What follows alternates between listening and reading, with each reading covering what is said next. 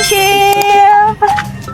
So, eto na yung day 2 ng ating pagtitinda. Sana mga friendship maubos yung ating mga banana.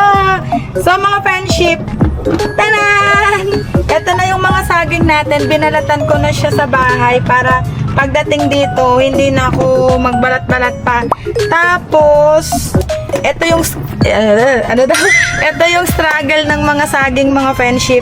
Mabilis siyang lumambot, kaya ginawa ko siyang gagawin natin siyang maruya. Maruya. Ayan. At mga friendship, tingnan nyo yung OOTD ko. Check. Ay, iba.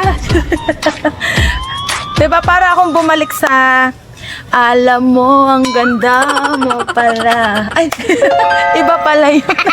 So, yung mga friendship, let's go! Magtinda na tayo!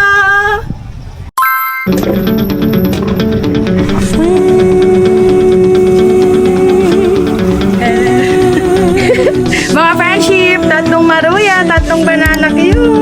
Coming! Ma'am Razel, banana Q po. Ma'am Alma, banana Q po.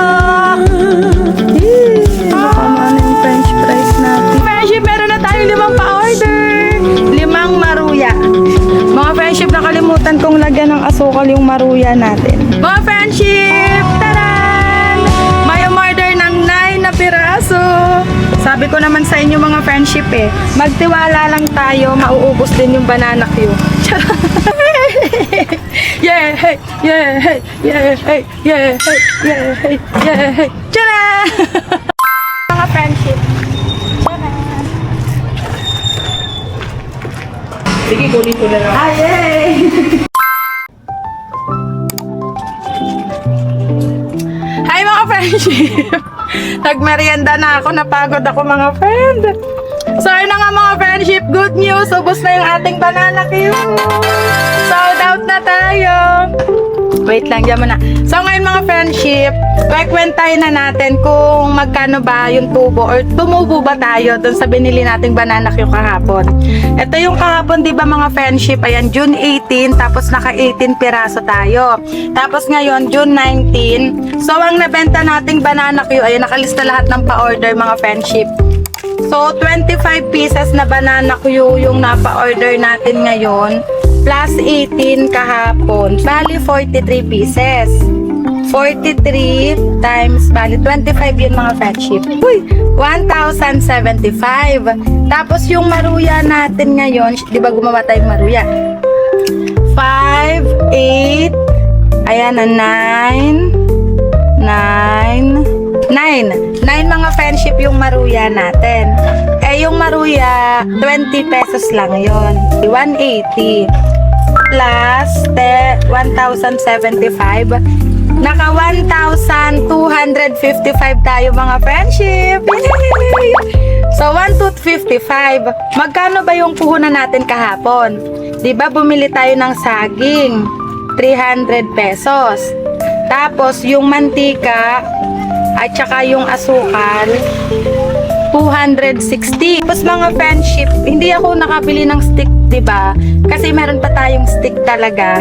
Pero isasama ko 'yun sa costing kapag yung magsisimula na talaga kayong magtinda. Syempre, wala kayong stick, wala kayong mantika, 'di ba? So, isama natin yung stick.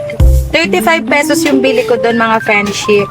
So, bale, ang puhunan natin, 300 na saging, 260 para sa mantika at saka sa asukal, then 35 yung stick. So 595, ayan, 595 mga friendship. So ito na, magkano ba yung tubo dun sa binili nating saging kahapon? 1,255 minus 595, 660. Yay! Yay! Charot. yung isang bundle ng saging na yon, kaya natin yung ipaubos or kaya nyo yung ipaubos. Depende po sa sipag nyo, sa oras ng pagtitinda nyo, kaya nyo yon. Nung nakaraan kasi, di ba nung pumunta ako sa Palpitate, nag-start akong magtinda nun mga tanghali na, tapos natapos ako nun mga as in pahapon na, siguro mga alas 5 ata yun.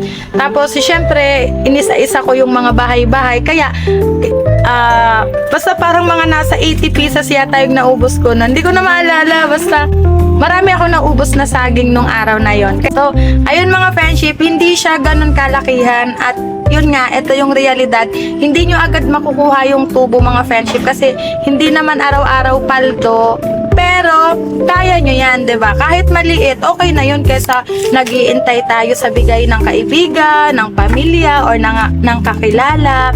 So, matuto tayong tumayo sa sarili nating paa. Kaya nyo yan mga friendship! Sana nagustuhan nyo po itong video at sana nakatulong po ako sa inyo. Abangan nyo po ulit yung mga next video natin. Isa-isa kong sasagutin yung mga katanungan nyo, yung mga inquiry ninyo, at sana supportahan nyo po ako sa journey ko. So, yun lang mga friendship. 2 araw tayong nag-video. Maraming salamat po sa suporta at sa pagsama nyo sa akin araw-araw. Bye mga friendship. Love lots. Bye-bye!